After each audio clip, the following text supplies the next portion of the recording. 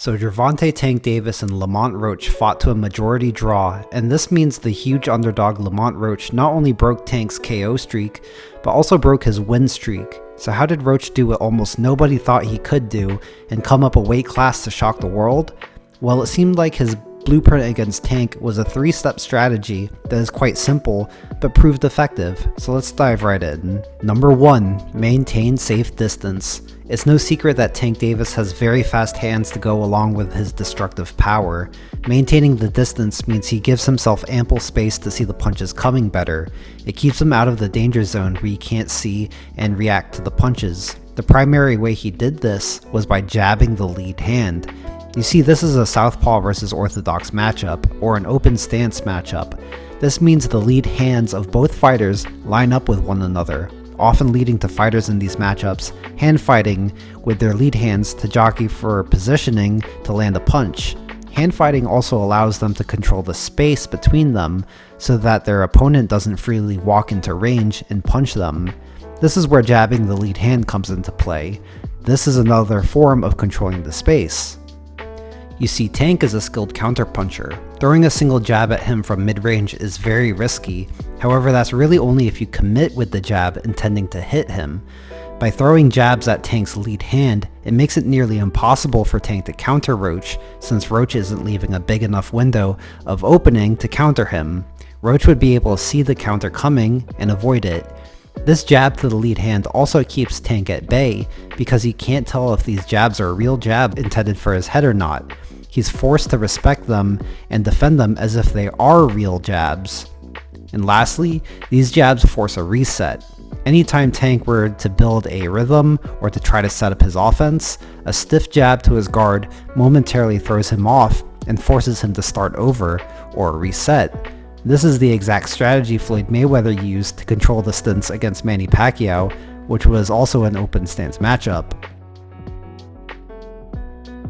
That was step 1 of Roach's game plan. This is the base for him to be able to pull off step 2, which is really the most important step, and that is read Tank's glove height. More specifically, attack Tank when his gloves are higher than his chin, and wait for Tank to throw the left hand when his gloves are chin height or lower. Roach found out that Tank telegraphs his punches.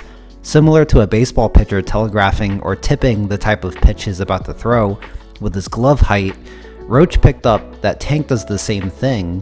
When Tank has his gloves at chin level or just below it, he's going to throw his powerful left hand. But when Tank has his gloves above chin level, he almost never throws his left hand. And if he does, it doesn't have the same power as when he throws it from lower, where he could generate more power. Let's break it down. So here we see Tank with his gloves above his chin. Roach knows that he doesn't have to worry about the left hand coming from here, so he takes the opportunity to attack Tank. And after that, Tank lowers his gloves below his chin, so now Roach knows that there's the threat of the left hand coming. A few seconds go by, and Roach doesn't throw a single punch. He waits for the left hand, and when it comes, we see Roach easily dodges it. You see, Tank is a power puncher who usually lands his big power punches as well-timed counters. That's why he's able to get away with telegraphing his punches like this. When his opponent doesn't give him something to counter, like Roach was doing here, and Tank has to initiate, he still winds up the same power punches from below his chin, so Roach knew what to look out for. Now you might be thinking, what about Tank's jab? Tank isn't a prolific jabber. He more often uses his lead hand to probe and set up his left hand, so Roach put his focus primarily on the left hand. Let's take a look at more examples of this. Here we see Tank has his gloves below his chin. Roach expects the left hand to come so he doesn't throw, looking to defend against the left hand. Several seconds go by, and this whole time Tank has his gloves below his chin. Roach doesn't throw any punches during this time. He's just following Tank around, threatening to attack but never does it. Then finally, Tank's gloves go above his chin again, and immediately Roach attacks him. He knows the threat of the left hand goes away when his gloves are this high. And here, where we see Tank's gloves are low again, Roach doesn't attack Tank, so Tank initiates with his left hand, and since Roach is looking for the left hand, is able to make it miss. Watch here, Tank's gloves are above his chin, so Roach attacks him. Tank's gloves remain high, so Roach follows him to continue. However, suddenly Tank drops his gloves below his chin again, and Roach recognizes it. He's able to see the left hand coming and parry it, all because he knew to look out for it as soon as he saw the gloves lower down. Immediately after, Tank keeps his gloves low for a while. Roach stops throwing punches since he's looking for another left hand to come. Tank keeps his gloves low and eventually brings his gloves back up above his chin. Roach was waiting for this and attacks him again. And in the later rounds, Roach seemed to get a better feel for Tank's timing and was able to counter the left hands more often, instead of just making it miss. Here we see Tank's glove is below his chin again. Roach is looking out for the left hand. The left hand comes from Tank. Roach reads it perfectly and parries it, which is a very risky thing to do because the left hand will nail him if he misses the timing or misreads the trajectory of the punch. However, it pays off, and he comes back with a counter right hand after parrying Tank's left hand. And here's an example of why I say trying to parry the rear hand is risky. Here Tank's glove is below his chin, so the threat of the left hand is coming. Roach sees the left hand come and tries to parry it, but he misses the timing and gets hit. Still, he's able to withstand it since he saw it coming, and comes back with a counter that wobbles Tank badly, since he didn't see it coming. And lastly, here we see Tank's gloves high above his chin, so Roach attacks him with a straight right hand. Immediately after, Tank's gloves lower to his chin level. Roach sees the left hand coming, slips it, and counters with a right hand. And so initially watching the fight live, I noticed Roach had such a good read on Tank's left hand. Roach was able to make Tank miss, even in close range, where you would expect Tank's hand speed to be too fast to react to. I watched it over and over. There were no big telegraphs when Tank goes to throw the punch.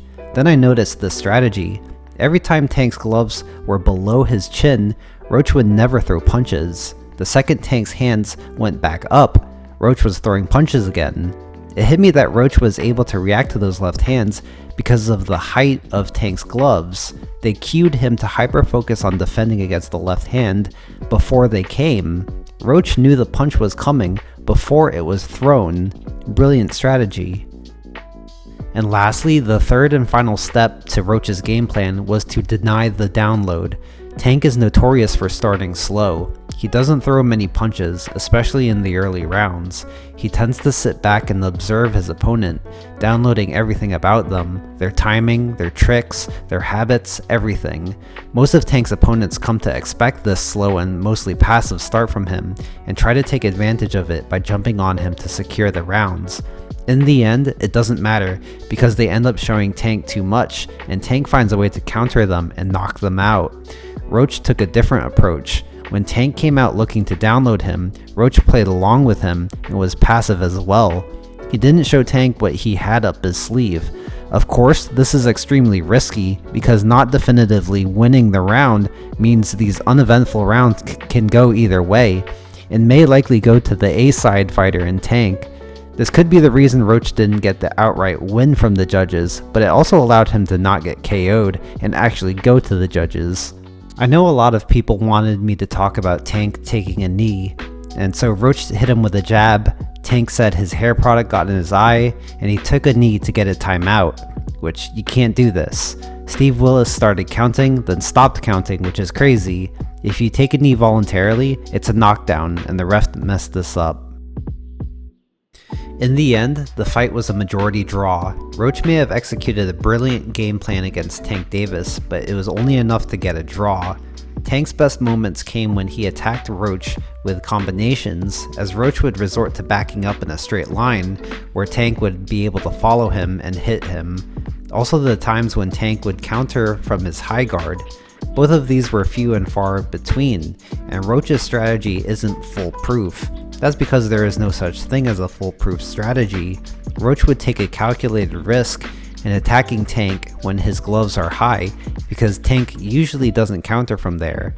It doesn't mean he can't counter from there, and Roach did end up eating some big counters from Tank like this.